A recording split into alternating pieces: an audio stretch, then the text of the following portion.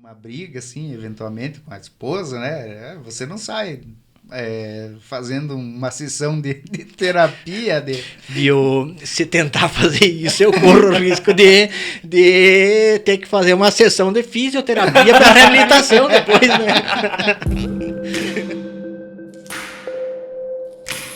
Eu sou o Jeff Copini Eu sou o Jonathan Copini. e esse aqui é o Fala Mais. E hoje a gente está recebendo pela primeira vez nos estúdios Globo, não, os estúdios do Fala Mais, o Barbosa.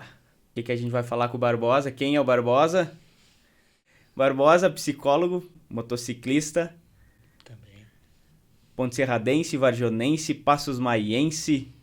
O cara é da comarca, tá presente em todos os municípios, todos os dias. Dias úteis ao menos, né, Barbosa? É verdade. E o que a gente quer conversar contigo, conhecer um pouquinho sobre a pessoa, Márcio Barbosa. Quem é você? Se apresenta aí pra nós. Joia, gurizada. Então, como já foi apresentado, sou Márcio, sou psicólogo, sou pontecerradense e em razão do trabalho da minha esposa, já há um tempo que a gente está residindo em Vargião, mas no momento eu trabalho aqui em Ponte Serrada, no funcionário na prefeitura, trabalho no CREAS, e no momento também estou em Passos Maia, trabalhando também lá no posto de saúde, lá atendendo lá como psicólogo lá, e conciliando essas duas atividades em dois municípios diferentes. Então, como o Jefferson falou, eu sou um cara regional. Estou diariamente em três Itinerante. municípios. Itinerante, exatamente. Tá que nem político, viajando pra lá e pra cá sempre. Ganhando um pouco menos, né? Mas fazendo mais ou menos atividade semelhante. É Vargião e Passos Maia, e Ponte Serrada, né? Vargião e Ponte Serrada. E tá trabalhando em Passos Maia também, Passos né? Maia também. Quando a gente pensou em te convidar, cara, pra fazer esse bate-papo inicial aqui, o nosso projeto piloto do Fala Mais, uma das perguntas que me veio na mente foi justamente sobre a tua profissão. Tu é psicólogo, né, de formação, mas desde quando você é psicólogo? Há quantos anos você é formado na área? Certo. Dentro da área da psicologia existem vários profissionais que defendem a ideia de que você não se torna psicólogo, que você nasce psicólogo já com alguma coisa que você traz nato que te direciona para essa ciência. Mas, naturalmente, que é necessário, né, fazer uma formação superior, e eu fiz essa formação, concluí a minha formação há 5 anos e aproximadamente 4 anos e meio que eu estou atuando profissionalmente. Antes disso, eu já atuava em políticas públicas de especialmente crianças, adolescentes e famílias, sendo que por 6 anos eu fui conselheiro tutelar aqui em Ponte Serrada. E por mais 8 anos eu atuei no Fórum da Comarca, no Serviço de Mediação Familiar. São duas áreas que também são muito assemelhadas, as práticas são muito assemelhadas com as práticas da psicologia, né? São espaços públicos onde você interfere diretamente na vida das pessoas com quem você interage, com quem você pode compartilhar alguma coisa que você vai aprendendo e vai acumulando ao longo do caminho, vai compartilhando isso com essas pessoas e, de certa forma, também tendo a oportunidade de influenciar positivamente na vida dessas pessoas. Ô, Márcio, como é que fica a cabeça do psicólogo, assim? Porque vocês trabalham com vários tipos de problemas, né? Diferentes tipos, níveis de problema, assim. Como é que é a questão psicológica, assim? Tem que ter um preparo, acredito, né? Sim. A própria faculdade deve oferecer isso também, uma técnica, como é que fica? Para se blindar, né? Sim. Na verdade, é assim, ó. Isso é muito relativo de cada um. Existem muitas pessoas que vão buscar uma graduação em psicologia e ao longo do caminho identificam que elas não têm estrutura para suportar isso, justamente Que elas porque... precisam de um psicólogo, na Exatamente, verdade, não elas exatamente. serem. Porque, na verdade, o que acontece? Eu costumo, assim, saindo totalmente da questão científica, usando uma expressão bem chula, digamos assim, eu costumo sempre dizer o seguinte: ninguém te procura para contar causa e tomar mate. É, só problema, né? São pessoas que estão enfrentando questões de ordem emocional e que É que precisam... nem com advogado, né? Ninguém vai lá pra E- contar a causa, coisa boa, né? Vai sempre levar um problema. Dificilmente. Então, nesse sentido, o que acontece? Cada profissional desenvolve também, tem que desenvolver suas técnicas de se proteger para que entender que aquela situação, problema que o teu usuário está trazendo para você durante a sessão dele é um problema que é dele. Você vai, sim, se entregar e ouvir e interagir com ele totalmente durante o atendimento, mas finalizado o atendimento, a partir do momento que ele sai, que ele vai viver a vida dele fora do consultório, é um problema que deixa de ser teu, é dele. Você não vai resolver o problema do teu usuário se você começar a pensar, coitado, que triste que tá acontecendo com a vida dele. Isso não é um problema teu. E existem muitos profissionais... Que não conseguem desassociar, sabe? Exatamente. Alguns conseguem fazer um processo que é chamado de supervisão, onde o psicólogo procura um outro profissional mais experiente e ele vai fazer terapia para desenvolver essa habilidade de separar o que é profissional e o que é minha vida pessoal. Existem profissionais que conseguem, através da supervisão, conseguem fazer essa dissociação. Outros, infelizmente, não conseguem e até acabam abandonando a carreira. O próprio psicólogo precisa do suporte psicológico de outro profissional, né? Logicamente. E tem pessoas que até perguntam, existe psicólogo para psicólogo? Lógico, porque antes do psicólogo ser um profissional da psicologia, ele é um ser humano como qualquer outro. Um exemplo bem claro disso é você pensar assim, um policial, por exemplo, um policial militar. Ele é um ser humano. No momento que ele está realizando a atividade profissional dele lá, que ele está fardado e está imbuído daquela representatividade do Estado que ele tem pela função dele, ele tem uma condição de, se for necessário, impor até a força para fazer a lei ser preservada. Mas a partir do momento que terminou a função dele, ele é ser humano como todos nós. Então ele tem que ter essa limitação, tem que ter noção dessa limitação que ele tem. E o psicólogo da mesma forma.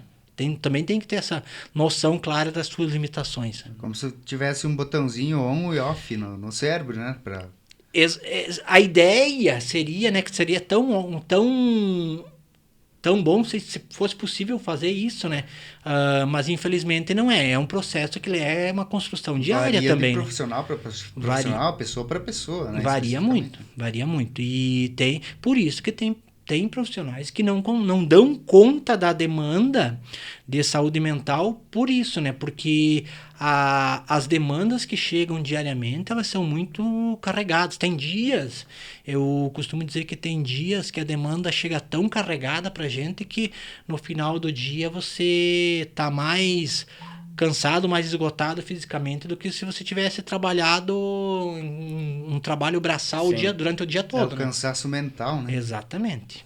Trabalhar com a mente, buscar soluções para problemas que você já falou, não te pertencem, né? Não pertence. Mas é o teu serviço. E ao mesmo tempo você tentar se colocar no lugar daquele teu usuário, sim, porque fazer aquilo que dentro da psicologia nós chamamos de exercitar a empatia, né? Que é você entender que aquela situação, que por mais que você pessoa, você ser humano, não profissional, você entenda que aquilo ali é tão insignificante, mas para aquele teu usuário que ele está causando dor, está causando preocupação, está causando estresse, está fazendo com que essa pessoa perca noites de sono, e comprovado cientificamente que uma noite de sono perdida já é suficiente para causar confusão mental em qualquer ser humano e isso prejudica de maneira significativa a qualidade de vida.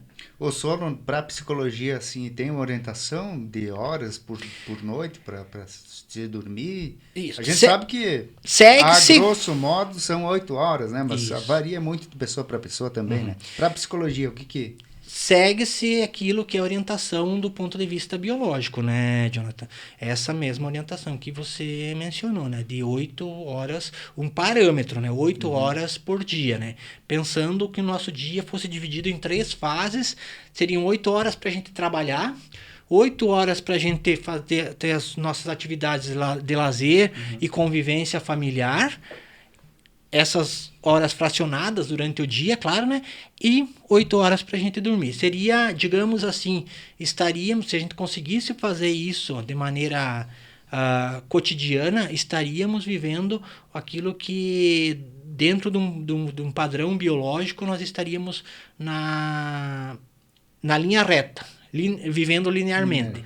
Mas, pensando em sono, varia. Tem pessoas que com 5 horas de sono, elas já conseguem ter uma vida normal. Sim. E elas conseguem as outras 19 horas do dia estar em atividade e tranquilamente. Tem pessoas que com um pouco mais, mas o mínimo do mínimo seria no mínimo 5 horas de sonos diários.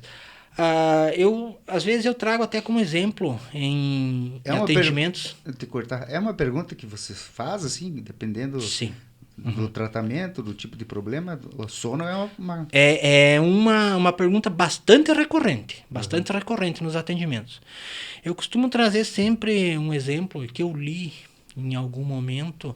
Eu li que o Chico Anísio foi um grande ícone da dramaturgia brasileira, né? E ele era tão ativo em produzir conteúdo que ele costumava dormir 4 a 5 horas por dia. E em alguns dias ele até alternava períodos de sono com a produção e voltava a dormir mais um tempo para ele poder descansar. Mas não passava disso, ele nunca dormiu mais que isso. Então, mas foi o ritmo que ele desenvolveu e conseguia produzir muito, né? Só que isso vai muito também, eu acho, da própria sociedade. Uma vez eu li um conteúdo, se eu não me engano, super interessante, de que antigamente, na época que não existia energia elétrica, o pessoal, né, chegava à noite, qual que era a atividade? Era dormir. E você não dormia até o outro dia. Você acordava durante a noite. Então, você tinha pequenos ciclos de sono durante o período noturno, segundo esse conteúdo aí. E esse formato de sono, ele foi modificado bruscamente depois que surgiu a eletricidade. Então, você começou a ter outras funções para o teu ritmo noturno, né? Sim. Então, vai muito também da tua sociedade, do local onde você vive, né? Então, tem pessoas que tem o estilo lá do interior, por exemplo, que baixou o sol, vai dormir. Já o pessoal, tem gente que vai dormir de madrugada, né? Então, varia muito. Isso tem a questão da temporalidade também, né? Que influencia significativamente nos nossos comportamentos, nas nossas condutas diárias, né? A gente não tem como pensar que esse mesmo ritmo, chamado ritmo circadiano, né, que tinha lá os nossos antepassados que viviam nas cavernas, que ele vai se repetir, vai continuar se repetindo nos nossos momentos atuais, né? Porém, existem sim alguns comportamentos que, por mais que nós tenhamos evoluído exponencialmente enquanto humanidade, nós ainda repetimos como os nossos ancestrais lá das cavernas. Que é mais alguma coisa de instinto daqui a pouco, né? Tá no teu... Não, talvez não essa não seja a nomenclatura adequada, né? Quando a gente fala em comportamento humano, a gente evita fazer essa associação de que seja instintivo, né?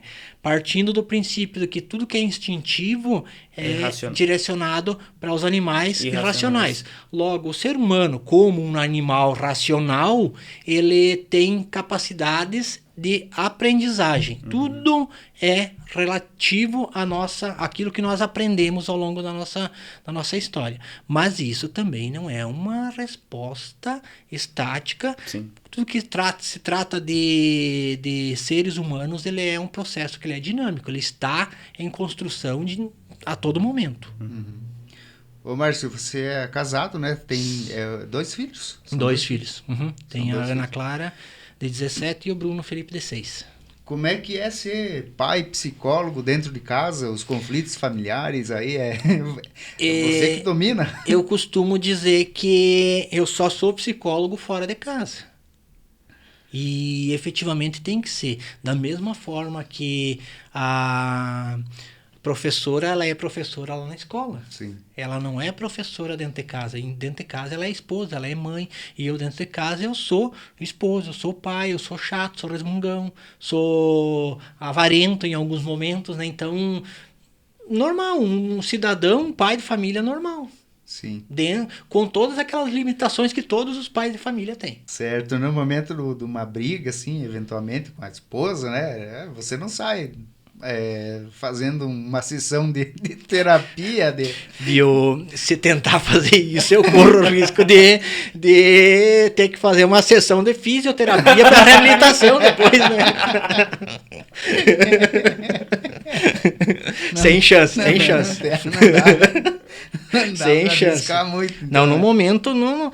Claro, toda família, assim como toda família, tem os momentos de conflitos, de divergências, Sim, né? é natural, Isso faz parte da Constituição, né? Só que assim, ó, dentro de casa, eu não tenho essa possibilidade de querer argumentar ou contextualizar questões de ordem emocional, especialmente no momento que a gente sabe que é um momento conturbado de conflito, né? Então, quem sabe até no momento seguinte, depois que se acalmaram os ânimos, aí a gente até pode contextualizar alguma coisa. Eu acredito que agindo dessa forma diferente, pode ser que a gente encontre um resultado diferente, mas no momento do conflito, não. No momento do conflito é como na casa de qualquer um.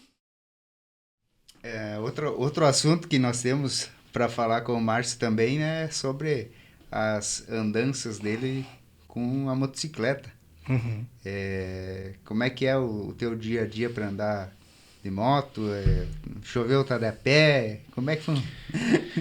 Essa é uma extensão também, né, desse processo de trabalhar em 2 municípios diferentes, morar num município, trabalhar em 2 municípios diferentes, né, e aos finais de semana também ter outras atividades complementares, digamos assim, né, que fazem com que ainda eu percorra alguns outros locais, variando muito de semana para semana, às vezes faz uma distância um pouco maior, às vezes uma distância menor, né? Mas todos os finais de semana eu tenho alguns trabalhos extras que eu realizo, e a minha companheira para isso normalmente é a motocicleta, né?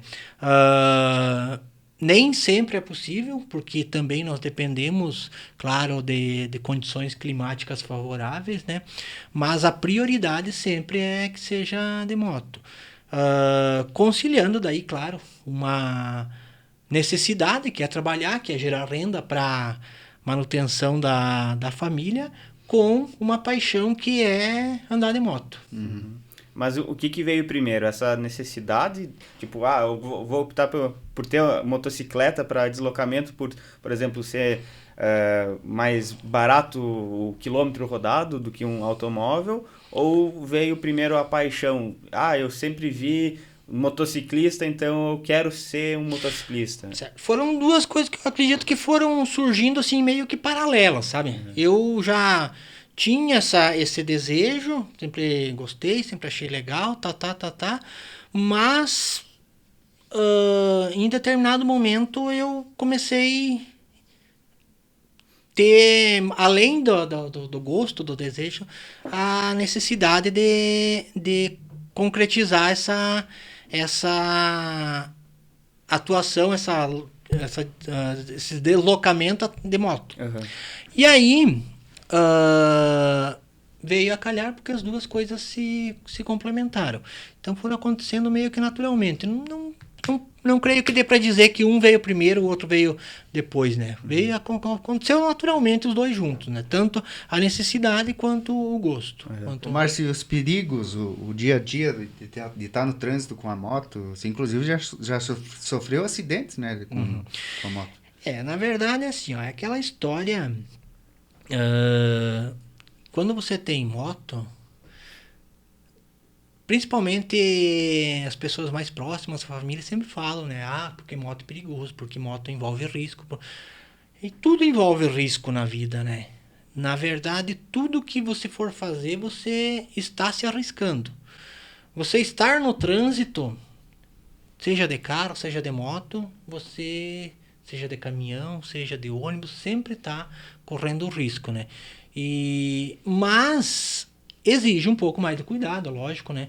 A moto ela exige um pouco mais de cuidados, um pouco mais de atenção. Eu costumo dizer que para quem não anda de moto, que só anda de carro, perde muita coisa que a gente andando de moto a gente acaba tendo que observar mais atentamente, ter uma visão mais ampla de tudo que acontece ao teu redor, porque você sabe que a tua blindagem é o teu corpo. Sim. Se você... E depende da atenção, né? Tem que redobrar a atenção. No caso. Tem que redobrar a atenção, porque além de você ter os cuidados que você precisa ter na tua condução, você precisa estar muito atento ao que os demais condutores estão fazendo, né? E foi numa situação como essa que eu acabei me lesionando até com uma certa gravidade. Em 2019, retornando de Ponte Serrada para Vargião, no final da tarde, depois de um dia de trabalho, na minha mão, um outro veículo, uma caminhonete, entrou ultrapassando. Eu não tinha muita visão, porque o sol dava de frente para mim, né? Não tinha assim, muita visão, mas eu estava na minha mão e o cara entrou ultrapassando. Talvez ele não tenha me enxergado também, né? E acabou que eu consegui me proteger em parte, para não dar de frente, mas acabou batendo a lateral da caminhonete na minha perna e me derrubou, né? E do que poderia ter acontecido nesse momento, poderia ter sido bem trágico, né? Até não foi tanto, porque tive algumas pequenas fraturas, algumas lesões de músculo e tudo que envolve ele, porque a moto, eu caí com a perna embaixo da moto, né? E quebrou a perna. Não chegou a fraturar a perna, fraturou um dedo só e o calcanhar. Mas os ralados, as escoriações e bastante lesão de tendões, de músculo, né? Que depois até a própria circulação ela acaba ficando prejudicada em razão do inchaço, né? Mas recuperei e dali pra frente Foi teu primeiro acidente de Sim. moto? Uhum. E último, né? E último, espero que seja o último, né? E nunca tinha sofrido nada, nem queda, nem queda de própria altura, digamos assim, né? Nem tá num outro carro que bateu, nada. É o famoso trupicar e cair, isso, né? Nem isso não tinha acontecido, né? E aí foi acontecer. Então, depois disso, a paixão pela moto só aumentou ainda. Não ficou nenhum trauma? Não. Aonde muitos daqui a pouco desistiriam, né, de dizer, opa, isso aí não é pra mim, você foi pelo caminho contrário, né? Exatamente, parece que foi uma coisa assim que despertou mais ainda, e claro, envolve mais cuidados ainda. Agora. Mas não teve uma pressão assim da família? Márcio, para de andar de moto agora depois. Na verdade, assim, a única que fez alguma pressão foi a minha mãe, né? Sim. Mas no mais, ninguém ninguém opinou, ninguém falou, deixa de fazer isso, né? Mas bem tranquilo, assim. Você nasceu onde, Márcio? Aqui em Ponte Em Serrada. Ponte Serrada mesmo? Sim. A vida inteira viveu em Sim. Ponte Serrada. Uhum. A cidade muitas pessoas saíram já da tua época, né? De adolescente, jovem. Não que você não seja mais jovem, né? Uhum. E espírito jovem a gente Sim. sempre vai ter, né? Uhum. Mas que... Quais são as lembranças, as coisas boas que você carrega aí de Ponte Serrada, do pessoal? Olha, a Ponte Serrada, como você mesmo falou, Jonathan, tem muita gente que a gente conhece e que agora eu costumo dizer que a gente está num momento especial com as redes sociais, que a gente está se reaproximando de muitas pessoas que a gente teve proximidade no passado, quando a gente era jovenzinho, quando a gente era adolescente, né? Quando adulto, jovem.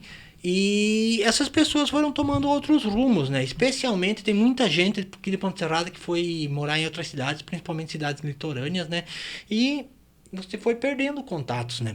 E agora, com as redes sociais, você vai reencontrando. E... Aí você adiciona um, de repente você já vê que tem outro, e você começa a voltar a ter contato com essas pessoas. E, naturalmente, começam a vir as memórias do passado, né? Que, lembrando, aí você encontra com fulano de tal que tá morando lá em Floripa, e você conversa com ele pelo Facebook, daqui a pouco já adiciona o WhatsApp e fica conversando, semana que vem eu vou ir pra Ponte, e aí você se encontra e naturalmente você vai falar do Carnaval do Aimoré, você vai falar da discoteca Excelsior, você vai falar das bandas que vinham, tipo Banda Caravelle, Banda 1. Qual? Banda 1. Banda 1, Banda Real Conexão do Paraná, Brasil. Conexão Brasil, Anjos do Hangar, que agora tá retomando com tudo a carreira e tá virando sucesso de novo, né? O Anjos do Hangar, né? Então, assim, são fases que a gente passou, viveu essas fases e que ficaram bastante tempo, digamos assim, na gaveta, e agora, por você reencontrar pessoas, elas voltam a fazer parte do cotidiano, parece. A própria encenação, né? A encenação da Paixão de Cristo também, né? Sim. Embora ela tenha ficado um tempo ociosa, foi retomada agora, né? Por conta da pandemia não teve nesses últimos 2 anos aí. Mas também um momento de muita confraternização nos ensaios, na própria realização do evento lá, e depois o jantar de comemoração de que deu tudo certo, né? Me fez lembrar agora que esse processo de construção das encenações da Paixão de Cristo, ela é um processo que ele aconteceu a partir da interação dos grupos jovens, ligados à Igreja Católica, claro, né? Na época. Isso vem de mais de 20 anos. Mais de 20 anos, é coisa já de... Do início de 90 ainda, né? Lá do início dos anos 90, isso mesmo. 30 anos. Por aí. Então, eu lembrei que há dias atrás, como eu estou trabalhando em Passos Maia, agora em alguns momentos há necessidade de fazer algumas intervenções de visitas domiciliares. E aí, dia desses, a gente foi fazer uma visita lá numa comunidade, lá uma família, e eu passei no lugar e eu estava lembrando de uma situação vivenciada, isso lá nos anos 90, início dos anos 90, né, quando existia vários grupos jovens aqui no nosso município. Quase todas as comunidades do interior tinham, e Passos Maia, naquele momento, Passos Maia ainda estava se firmando como município recém-emancipado, né? Em 91 que foi a emancipação, né? E então tinha muito dessa interligação ainda de Passos Maia e Ponte Serrada, como município mãe e município desmembrado, né? E queira ou não queira, a gente acabava indo para as comunidades lá de Passos Maia também, né? Com os grupos jovens, né? E eu passei num lugar e eu fui lembrar, me veio uma lembrança, não lembro assim muitos detalhes, mas um flash. Na psicologia a gente costuma chamar de insight, de uma passagem que a gente vivenciou lá naquela comunidade. Isso seguramente é 25 a 30 anos atrás, né? E você começa a analisar e ver toda a trajetória que passou, né? De lá até o presente momento. Memórias que estavam guardadinhas lá na cabeça e a Uhum. passagem ali te fez despertar, reviver ela, né? Isso é bem interessante. Gera um certo saudosismo, né? Sim. E não que a gente vá viver Do passado, do né? passado, vá pensar que, como tem pessoas que costumam dizer, aquela época que era boa, agora não é ruim. Todas as épocas são boas, sim. Cada Da, época tem da mesma seus... forma que agora é bom, tanto é que no futuro as pessoas vão dizer, 2021, apesar de tudo, era bom, né? Sim, exatamente. E daqui Mesmo a com 30... pandemia, mas era bom, né? Isso, daqui a 30 anos, vai? quem sabe a gente vai se encontrar e a gente vai estar comentando, apresentando lá para os nossos descendentes, para os nossos netos, quem sabe bisnetos, experiências desse momento, né, de ter vivenciado essa pandemia, né, porque Algo histórico, né? nós estamos vivenciando um momento histórico, né, então coisa que não acontecia desde a Primeira Guerra, lá em 2018, exatamente. 2021, 2022, né, quando terminou a guerra lá. 1918. Não 2018. Eu falei 2000, então é isso aí. Sim. 100 anos, né? 100 anos, aproximadamente 100 anos, né, que não se vivenciava uma situação de pandemia mundial como essa, né? E até pensando como profissional de saúde, eu costumo dizer o seguinte, que quando lá em janeiro de 2020 começou a ser noticiado os casos de coronavírus lá na China, que estavam se fazendo hospitais de campanha, eu, como profissional de saúde, eu via aquilo ali e eu pensava, vai ser um surto muito grande, até tomando como referência o que aconteceu, acho que em 2009, se não me engano, Da da H1N1, isso. Foi. Foi em 2009, acho que foi, né? Que teve aquele surto da H1N1, que foi tratado como pandemia, mas não tomou a proporção que essa tomou, né? Eu acreditava que aconteceria algo semelhante, que teria alguns países que entrariam em quarentena, que ficariam com as fronteiras fechadas, e que isso teria uma duração, como a maioria da população, acredito, pensava, né? Que teria uma duração de alguns meses, como inicialmente se pensava que era coisa para ser em torno de 3 a 4 meses, né? Que até você pensava em fechar tudo, fazer um lockdown geral, né? Durante 3 meses. Uma quarentena, realmente, né? Para controlar. Mas não. Não, porque nós estamos hoje tão interligados mundialmente falando que perdeu o seu controle. E estamos já há mais de 1 ano e meio, né? No enfrentamento dessa pandemia. Agora, com a evolução da vacinação aí no nosso país hoje em nível assim, bem considerável já, né? Em outros países até mais avançados, outros muito atrasados, mas está tendo uma melhora significativa.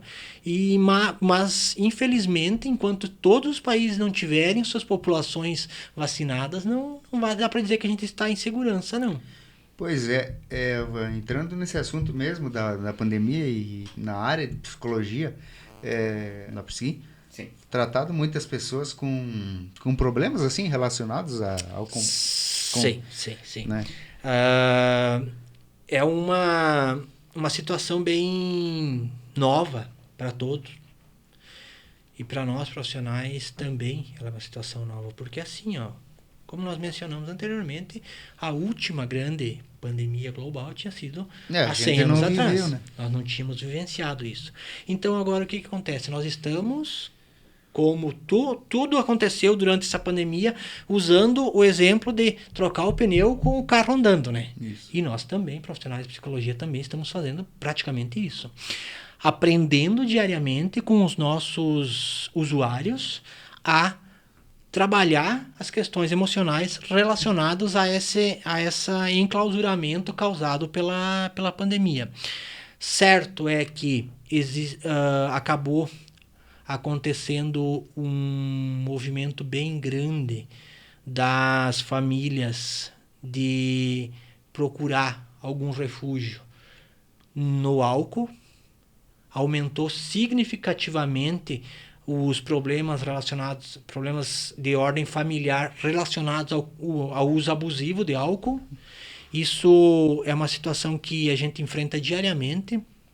Pessoas que estão passando por internação psiquiátrica para desintoxicação e controle do uso abusivo de álcool, pessoas que estão tendo desavenças, conflitos de ordem familiar, em algumas situações até evoluindo para agressões físicas ou psicológicas relacionadas ao uso abusivo de álcool. Não que isso já não existisse, especialmente nos nossos municípios aqui, pela característica dos nossos municípios, onde nós temos uma base econômica muito extrativista ainda. O uso, a aceitação do uso abusivo do álcool nas nossas populações, ele ainda é bem recorrente, mas a pandemia acabou agravando ainda mais essa situação. E principalmente hoje, a minha demanda hoje principal no que se refere à pandemia está nesse sentido de pessoas que já tinham um problema com o uso abusivo de álcool e passaram a abusar ainda mais durante o período de pandemia. E outra coisa que também vem acontecendo agora é o retorno de crianças às atividades normais de estudo. Voltar para a sala de aula, para muitas crianças está sendo traumático, porque esse longo período em casa durante a pandemia fez com que as crianças entendessem e até as famílias aceitassem a ideia de que a criança em casa estava protegida, fora de casa estava em risco. E as famílias, naquele desejo de proteger os seus filhos, talvez repetiram tanto isso para a criança que tinha que ficar em casa para ficar protegida, e a partir do momento que houve a liberação e a criança tem que voltar para a escola, e principalmente o fato das crianças não estarem vacinadas, gera muita preocupação nas famílias. E isso faz com que as crianças vão para a escola e elas acabem... a criança não tem liberdade. Inseguras. A criança não tem liberdade de fazer o que a criança normal faz. Né? Não tem liberdade de escolha. Né? Exatamente. É normal a criança compartilhar com os seus coleguinhas, compartilhar o brinquedo, compartilhar o caderno, compartilhar o lápis, compartilhar o apontador, compartilhar até mesmo a garrafinha d'água. Socializar, né? Socializar, exatamente. E agora a criança não está podendo fazer isso. E a gente... É um cuidado muito grande que nós, como pais, como cuidadores, a gente tem que ter, de orientar a criança, mas não só repreendendo. Porque a gente acaba criando na criança uma aversão ao convívio social. E muitas das crianças que a gente vem atendendo agora, não é que elas tenham um problema de aprendizagem, mas elas estão desenvolvendo problemas de aprendizagem porque elas estão com receio de conviver com os colegas em sala de aula. Elas estão ansiosas, elas estão arredias, elas estão inquietas, porque elas não estão sabendo interagir, respeitando a individualidade de cada um. Sim. E, ao mesmo tempo, convivendo com os colegas. Porque para nós adultos, assim, já é difícil, né? Assim, você se privar de muitas coisas do convívio social, dos relacionamentos, do distanciamento. Porque é uma coisa tão natural do ser humano, né? É da essência do ser humano se relacionar. Somos seres sociais. A psicologia nos ensina isso. Que nós, seres humanos, somos seres sociais. E nós só estamos no estágio de desenvolvimento que nós estamos hoje, até pensando, olhando aqui à nossa volta até e vendo todos os recursos tecnológicos que nós temos aqui, acessíveis, nós só estamos nessa condição hoje graças a essa condição de vivermos em sociedade. Sim. Senão nós estaríamos ainda vivendo lá nas cavernas. Pedra lascada. É isso que permite a evolução, possibilita a evolução, né? Favorece a evolução, né? Porque é uma agregação de fatores. Pensando em questões evolutivas do ser humano, dá para a gente pensar, considerar o seguinte. A partir do momento que somos seres sociais, nós começamos a nos fortalecer. Isso pensando lá o ser humano lá dos primórdios da humanidade, né? Mas o que fez a grande diferença, o que nos diferencia dos demais animais, é a capacidade da linguagem, onde a linguagem nos permite ter uma comunicação. Sim, repassar para o próximo a minha informação, né? O meu conhecimento. E aí eu vou pegar a tua fala de antes, Jeff, que da questão instintiva. O animal, ele vai agir instintivamente. Ele é algo que está na genética do animal e ele vai repetir aquilo geração após geração sem que tenha necessidade de ter um ensinamento. O ser humano não. Nós vamos pegar... E o ser humano é o animal que nasce mais incompleto. Sim. O mais incompleto de todos os animais é o ser humano. Em que sentido? Todos assim? Todos os sentidos. Larga um recém-nascido, ele não vai sobreviver. Ele Já não um, tem... um cachorrinho recém-nascido tem maiores possibilidades. Tem, porque ele mesmo sendo recém-nascido, ele vai conseguir andar, talvez instintivamente, ele vai procurar algum local que possa ter uma possibilidade de isso, sem ele saber que ele está procurando sobrevivência. Um ser humano recém-nascido, se você deixar ele num lugar, ele vai ficar. Se tiver casualmente alguém que passar perto e ouvir o choro, que vai ser a única reação instintiva que essa criança vai ter, vai ser o choro, vai ter a possibilidade de ser salva. Senão, ela não vai ser salva. Você estava falando da questão da evolução, né? Tanto da tecnologia como dos ensinamentos, né? Certo. Nesse sentido, quando a gente vai transmitir para a criança lá, desde a troca de fralda que se faz no recém-nascido, aqueles cuidadores já estão transmitindo algum ensinamento para a criança. Você vai ensinar a criança a engatinhar, você vai ensinar a criança a andar, você vai ensinar a criança a falar. Os demais animais você não precisa ensinar. Os pais não ensinam um bezerro recém-nascido a berrar. Ele já nasce sabendo berrar. Que é a forma de comunicação dos animais, né? O ser humano precisa aprender a falar. E ele vai... Por que por exemplo, um cachorro que nasceu na Suécia, se ele for interagir com um cachorro que nasceu no Brasil, eles vão se entender. Um ser humano que nasceu na Suécia e foi educado lá, aprendendo a língua nativa, se ele vier aqui para Ponte Serrada, ele vai ter dificuldade de interagir aqui, porque é uma linguagem diferente, são costumes diferentes, são hábitos diferentes, são vestimentas diferentes, é tudo diferente. Não é nem só pela língua, né? É por tudo. A cultura é diferente. Sim. Alimentação, hábitos de higiene, tudo é diferente.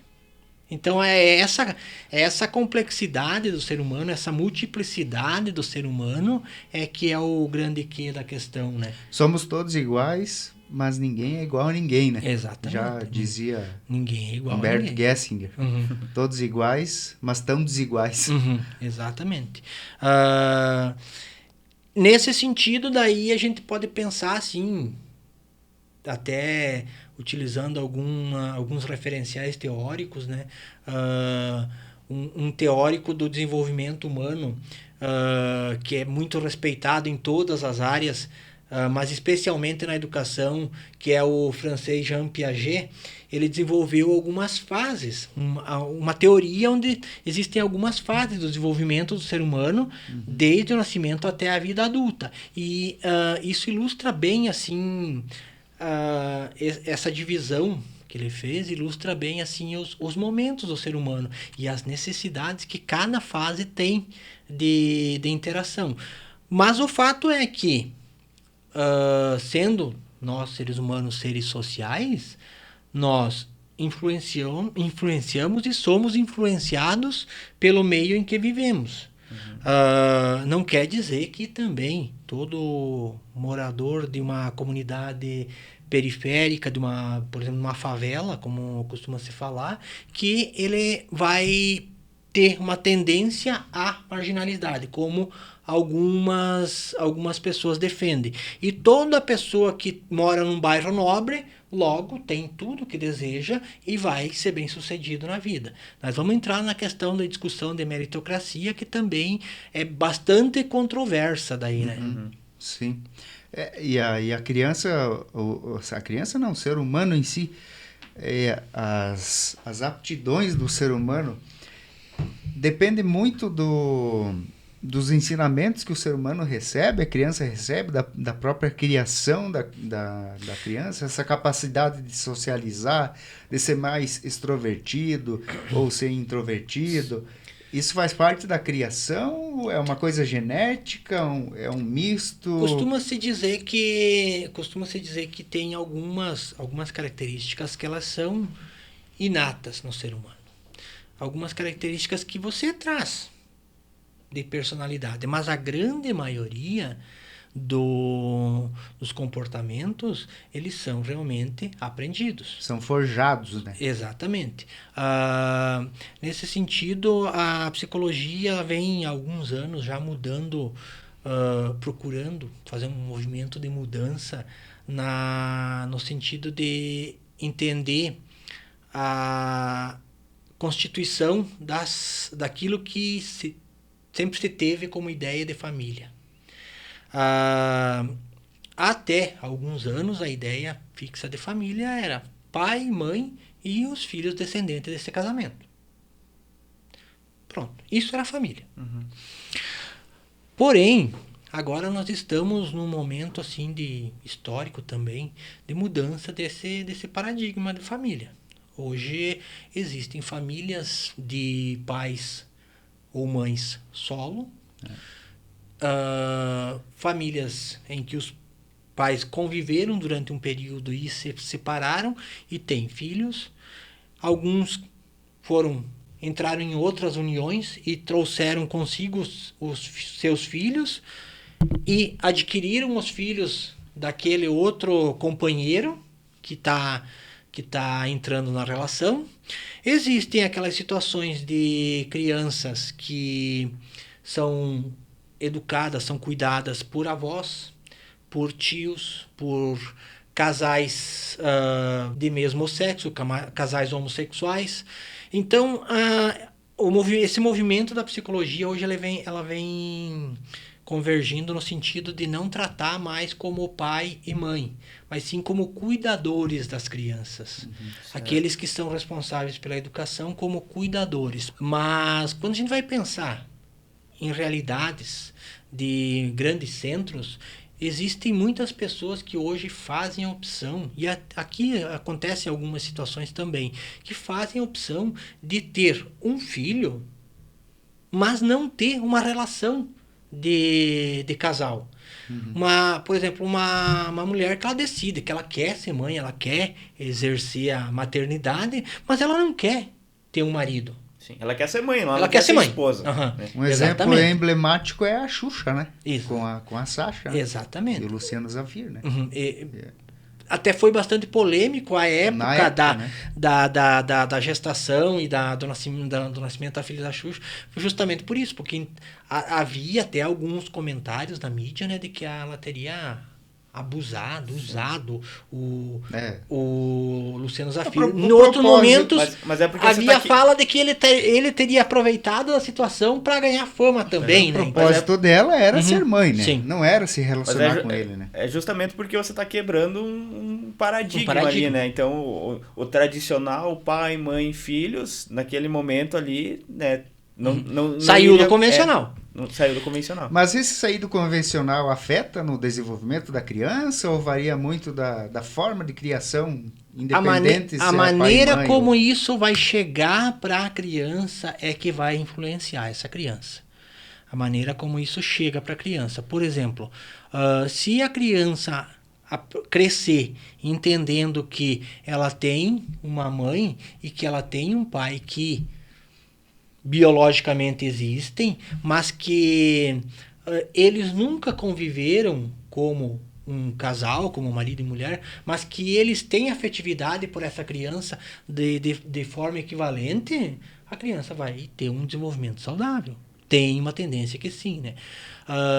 Mas não é uma garantia, claro. Né? Porque sim, pensando em desenvolvimento, em saúde mental, nada é estático, tudo é dinâmico. Da mesma forma que não é garantia, um casal, pai e mãe, que tem filhos e que vão transformar esses filhos em cidadãos exemplares. Existem situações, e nós conhecemos, como quase todo mundo conhece alguma situação, de uma família que tem alguns filhos, por exemplo, 3 filhos, 2 são cidadãos exemplares, que tem profissões boas, e tem um que se desgarrou. Desgarrou. A ovelha negra. A ovelha negra da família. Exatamente. Mas se a educação que esses pais transmitiram para esses filhos, para esses 3 filhos, foram iguais ou equivalentes, por que um se desgarrou? Talvez não tenha sido tão igual, tão equivalente. As próprias influências alheias à família também, né, Barbosa? Eu acho que isso conta bastante também, né? Relação de amizade e tudo, né? Somos seres sociais. Sim. Influenciamos e somos influenciados pelo meio em que vivemos, de todas as formas.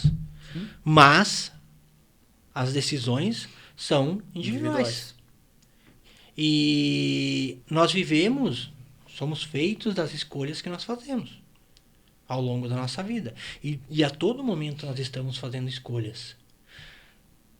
Quando te é dado 3 opções para você escolher e você diz, não, para mim é indiferente, qualquer uma das 3 para mim é bom, você já fez uma escolha de não escolher. De não escolher. Por isso que existem tantos profissionais que se dedicam diariamente a estudar, a desenvolver estudos, pesquisas, ensaios e tudo que faz parte do processo científico e acadêmico para buscar outras formas de ver esse processo, essa interação dos seres humanos. E está na essência do ser humano, que é o processo evolutivo, as coisas vão mudando, né? Os tempos de hoje não são iguais aos de ontem. Então, é realmente dinâmico, né? Que nem você falou, né, Márcio? E o fato é que outra coisa que também está bastante mudança está acontecendo nesse momento agora é a mudança do paradigma religioso também. Porque isso também, ao longo dos séculos, sempre exerceu uma influência muito grande nesse modelo de família tradicional, né? Igreja Católica, né? Especialmente a Igreja Católica, né? Mas as próprias correntes que desgarraram da Igreja Católica, o próprio protestantismo que são religiões que derivaram da Igreja Católica, o cristianismo como um todo, na verdade, né? Sempre foi assim de fortalecer muito esse modelo patriarcal em que a família era constituída de pai, mãe e filhos, e o pai tinha o poder de decisão nessa família e os demais acatavam e a coisa funcionava assim. Hoje nós estamos num momento de muita mudança, muita influência de outras correntes religiosas ou a ausência de uma prática religiosa que também não estou querendo dizer com isso que seja certo, que seja errado ter uma prática religiosa.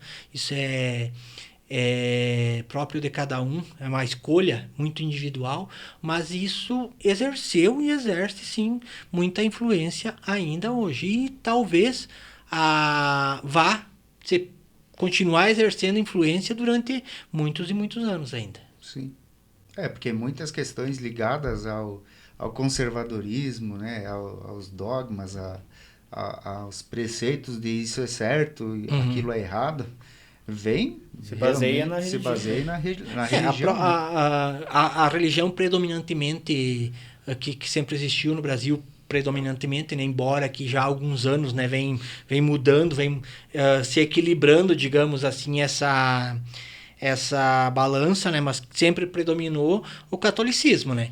E dentro do catolicismo, então, né, se for pensar o que é o correto a se fazer, está lá nos 10 mandamentos. Quem cumpriu os 10 mandamentos estava vivendo, digamos assim, dentro de um padrão adequado do ponto de vista religioso. Quem desrespeitava qualquer que fosse dos 10 mandamentos, até as próprias legislações que nós temos hoje no nosso arcabouço jurídico, elas têm muita influência do que era pregado pela religião. A própria mandamento lá que diz que não roubarás, né? Já serviu como parâmetro para que existisse lá no nosso Código Penal um artigo que diz o que roubar é crime, né? É crime. Então. Não que a gente esteja discutindo isso, né? De que é ou não é, né? Mas, enfim, é só para realmente fazer a relação. Só né? para exemplificar. Por analogia, é mais ou menos isso, né? É por aí, né? Acho que é isso, né? Joia? O papo rendeu bastante. Então, Márcio, nós queremos agradecer aí a participação aqui no nosso primeiro Fala Mais e esperamos mais vezes, né, contar contigo aí para a gente conversar sobre outros assuntos, contar histórias e relembrar momentos aí da tua vida em Ponte Serrada e também das tuas andanças aí pelo oeste. Joia. A hora que quiserem nos convidar, a gente está sempre à disposição. E aproveitar, né, agradecer o carinho, agradecer a receptividade dos garotinhos aí, né? Dos guris da Dona Mara, né? Que por fazer esse convite para mim, me sinto assim realmente privilegiado de, em primeiro lugar, poder contar com a amizade dos dois, né? O Jonathan já há mais tempo, até pela idade, né, Jonathan? É menos, somos menor a quase diferença. Contemporâneos, né? Isso. O Jefferson, um pouco menos de tempo, né? Que a gente foi se aproximando. Mas uma amizade atual, né? Exatamente. Mas, então isso é bastante compensador, bastante reconfortante saber que a gente, a partir dessa amizade, a gente consegue também tá colaborando de alguma forma nesse novo projeto aí. Legal. Márcio, a gente agradece você por ter topado participar desse projeto aqui com a gente. E a gente agradece também o pessoal que acompanhou esse papo aí, profundo em alguns momentos, mas descontraído em outros também. Reflexivo, né?